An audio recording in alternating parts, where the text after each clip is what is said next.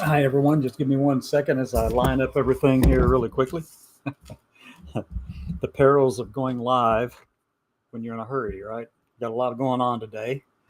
So I'm posting a few things over on other sites just to give people an opportunity to come in and watch from other places. And give me a second. See, I'm putting this stuff I'm putting a link to the website where I do the live streaming from, where you can actually watch on the website. Hopefully that works out well for everyone. I hope it does. So right now I'm going to post the link in Facebook. I hope. Let's see what it does here. No, error, forbidden. Okay, what's forbidden about that one? I don't know. Anyway, so it's been an interesting morning. I've been home mostly and taking care of mom, and she was feeling just a little bit out of it earlier.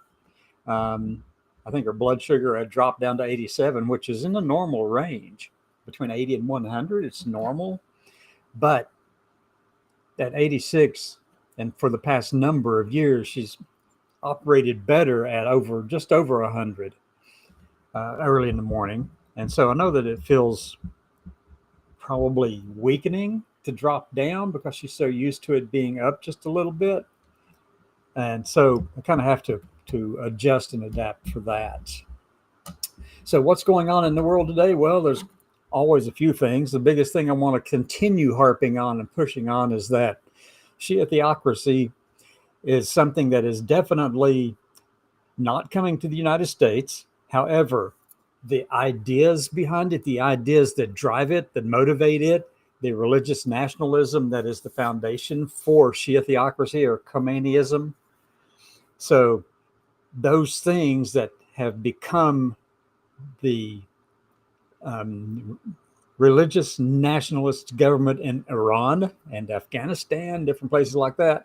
But that the whole thinking of that is that the religious views, the Shia theocracy, Shia faith in Muslim or in Islam, has a right to rule over the country and all of its people in such a way as to dictate how government runs. It's over the government, it's over the police forces, security forces, it's over the people, it's over all of it. It dictates everything. And if it doesn't align with their interpretation of their religious views of Shia theocracy or Shia belief in Islam, then they can override it and do and will. They impose their will upon this across the board. And that's what's happening in Iran. That's what's happened in Afghanistan. It's been that way in Iran since 1979.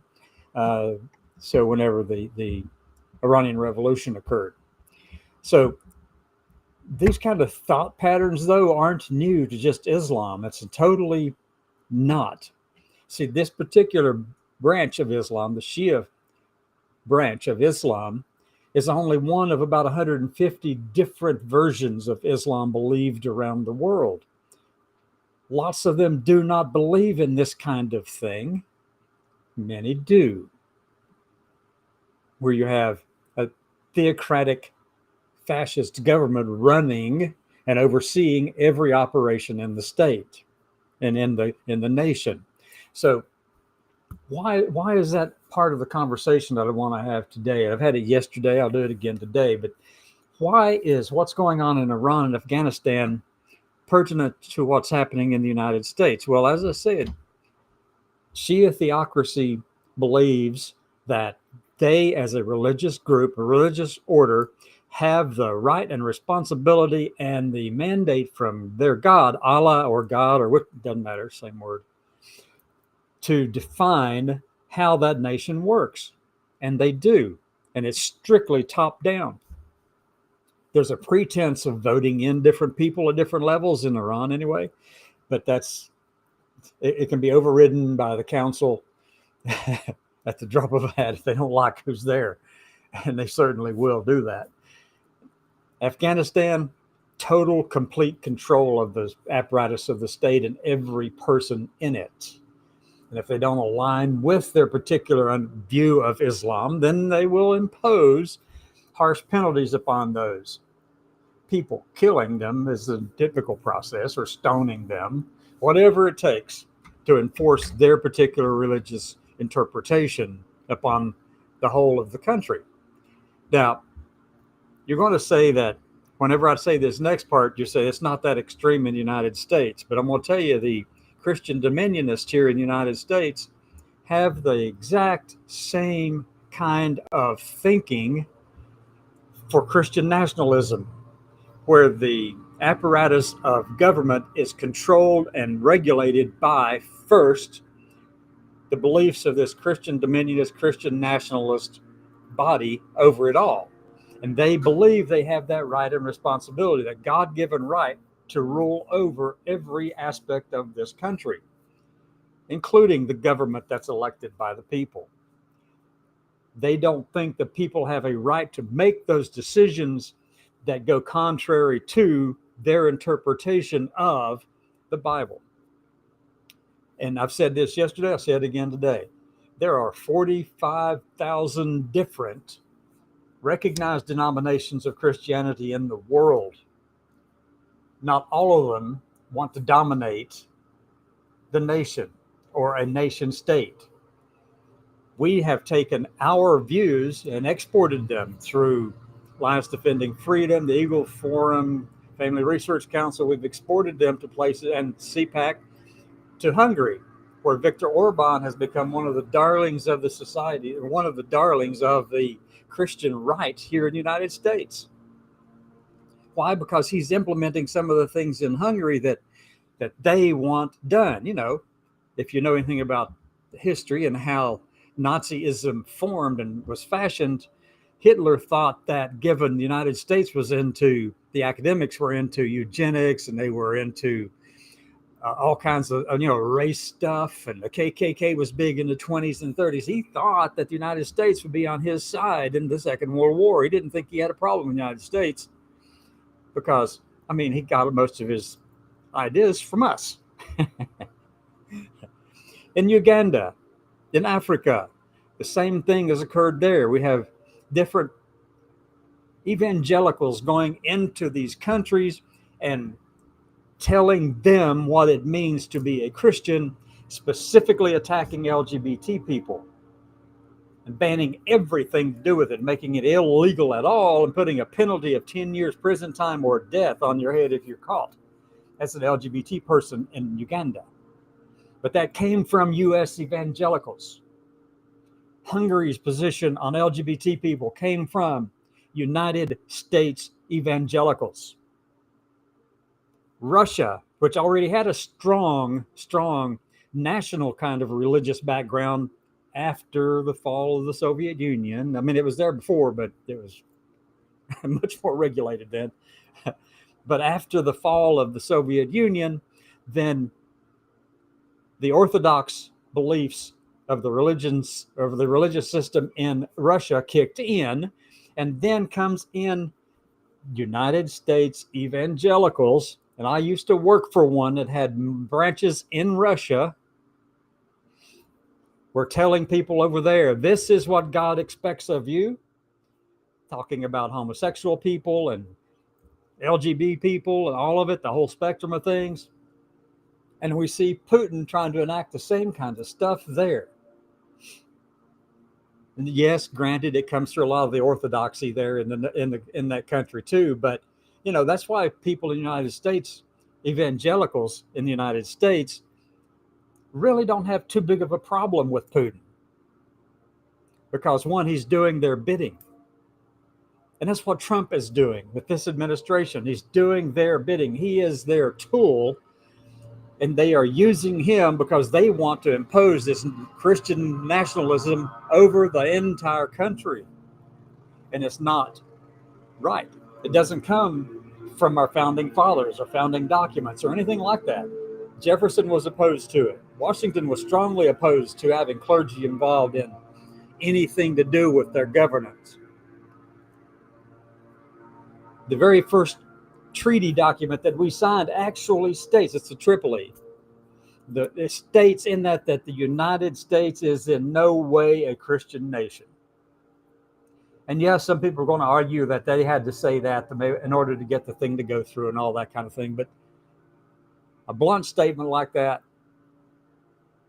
that's what That's what they believed. Not all of them, not all of them, of the founding fathers, but they did understand that they did not want clergy involved in running the country, elected to office, holding positions of power.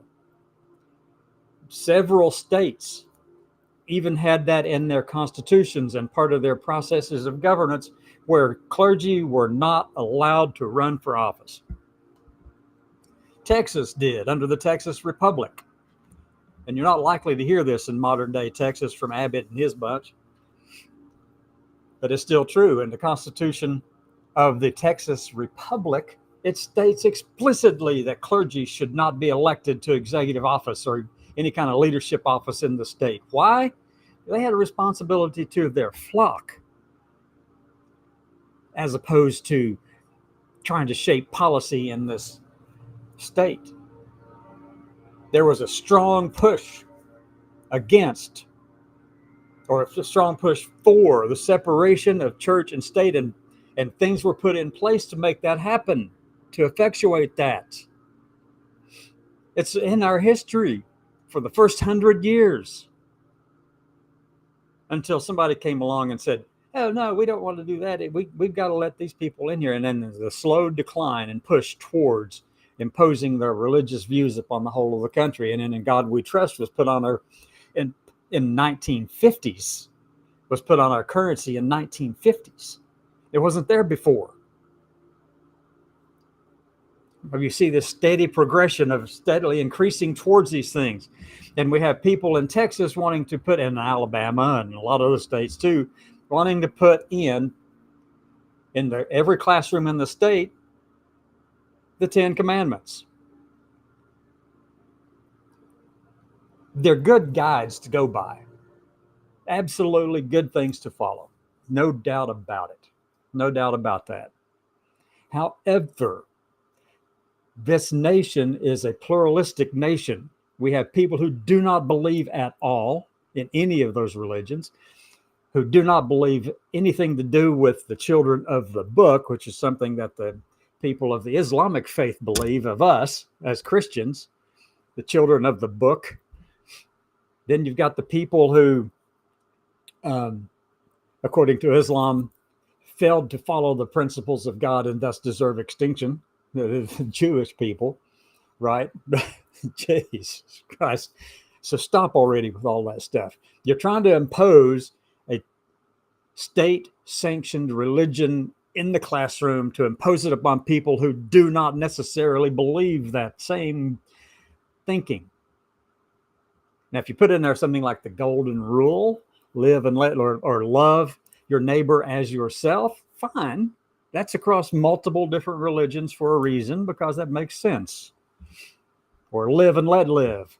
The people who are promoting all of these things out here to put these 10 Commandments in the classroom, they are willfully deciding that the state has a responsibility to get involved in your religious life.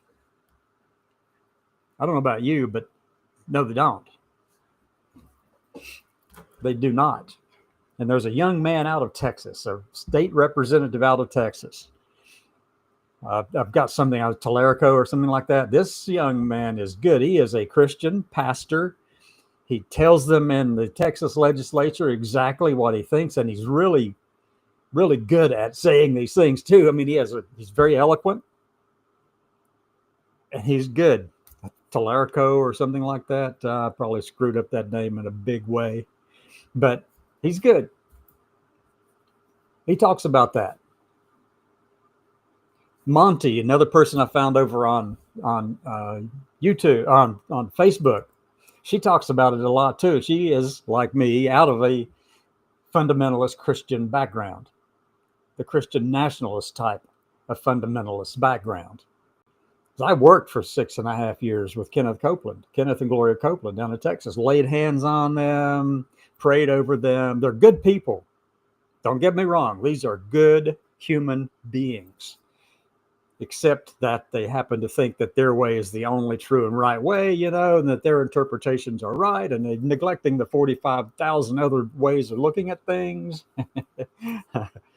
But I do not think I do not want them, Kenneth or Gloria or any of those other people,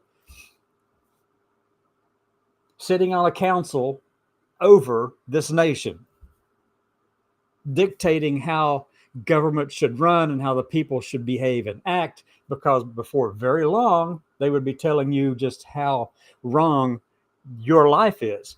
They would go after other faiths, not allow them the opportunity to have a message in the country. They would start putting different types of rules and regulations in place that would restrict behaviors of Jewish people and Muslims and Hindu, especially LGBT people. They'd start there first. They'd go after the trans people. That if they had a playbook to follow, just think about this a second. So if the Christian nationalists had a playbook to follow, and you look around the world and you see what other countries have done, what's the first group they go after? Oh, the trans people. What's the next group they go after? The LGBT people. And the LGBTQ plus people are out here going, where's everybody who will stand and defend us? Why no one is standing up for us? Why? Then the next group they go after are the poor people who they say should be working but aren't skilled, don't have the knowledge and can't have the time, don't have the time to put into learning something new because they're raising a family. They go after them. You go after your academics next.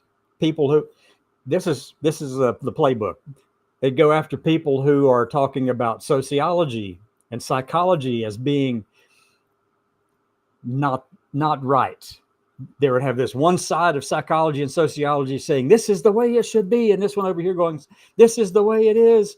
And then one saying, we need to eliminate that group because they don't have a religious foundation. So we'll get rid of all that. We'll go into academia and get rid of them and defund them and take care of all the research and make sure that there's nothing going on we don't approve of. Oh, wait, that's already happened.